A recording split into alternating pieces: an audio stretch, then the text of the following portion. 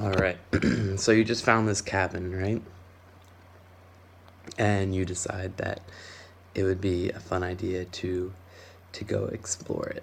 So, um,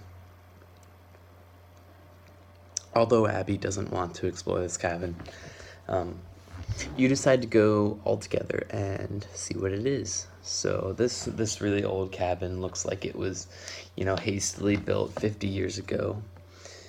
The wood has begun to rot on the roof because it hasn't been taken care of properly. The house appears to be deserted and abandoned for many years, but you can't be sure.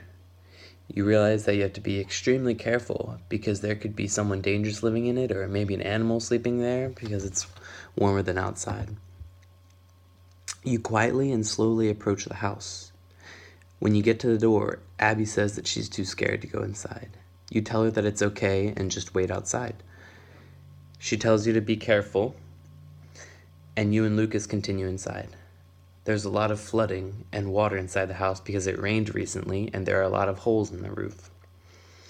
The wood floor is extremely rotted and you try to avoid the bad pieces of wood. Everything looks just like a normal house and you are slightly disappointed. There's an old destroyed bed frame and you think someone used to live here. You go over to a desk and find an old dusty notebook journal looking like object, and you open it and you realize that it's someone's diary. It's a man who writes about his daily adventures back in 1820. The owner of this house used to work for the government as a fire spotter. His job was to live on top of the mountain and explore the area and make maps. And if he saw a fire in the distance, it was his job to run down and tell people and make sure that everyone was safe. Everyone knew that this was an extremely dangerous job because you were exploring bear-infested woods, forests, and mountains looking for anything interesting.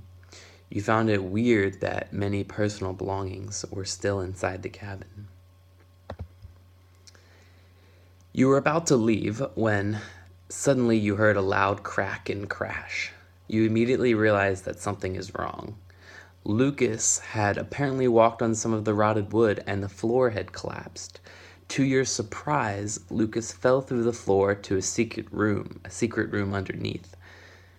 You saw him lying on the floor, but he appeared to be okay.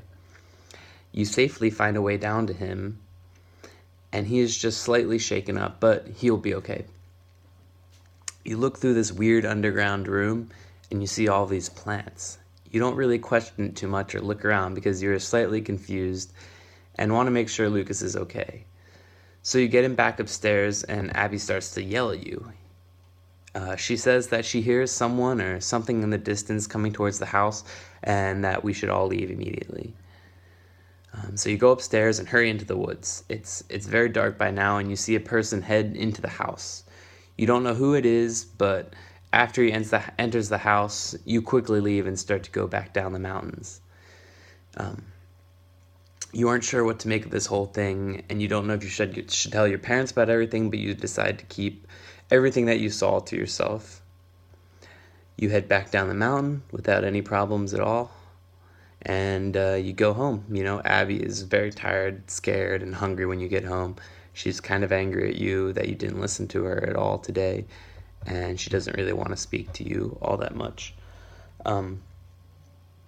Lucas had a lot of fun though, and he's glad that we had such a crazy time. And when you finally get home, it's extremely late, and you're pretty late. The sun has gone down, so